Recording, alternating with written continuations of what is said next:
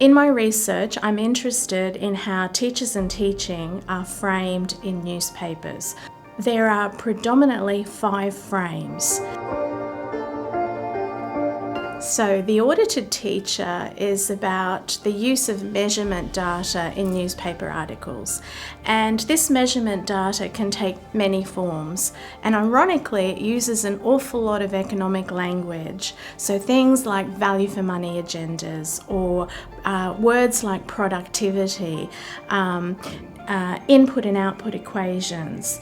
And so this sort of language permeates these articles, and it's used to gauge the quality, the competency, the productivity of the teaching profession.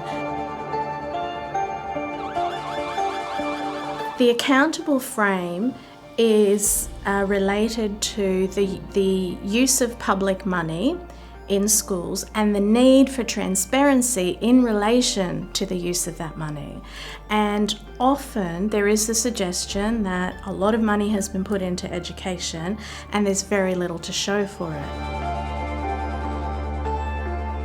The antagonistic teacher frame relates to teachers and advocacy groups, groups such as teacher unions or professional associations, and often this relates to issues such as teachers' wages or conditions, and also policy changes and implications that these changes may have for teachers.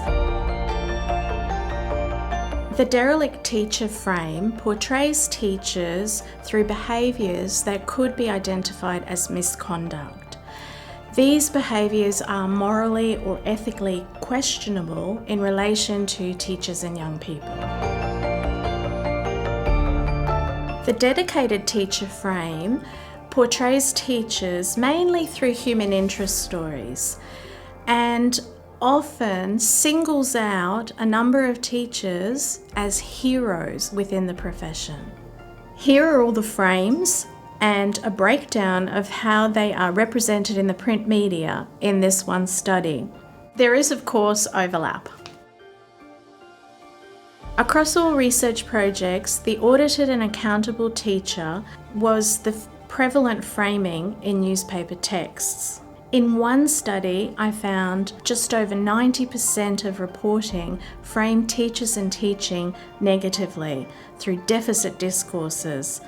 By understanding the relationship between education and journalism, we're able to build relationships and collaborations, and breaking down these simplistic frames about teachers and teaching, moving beyond those frames and valuing teachers.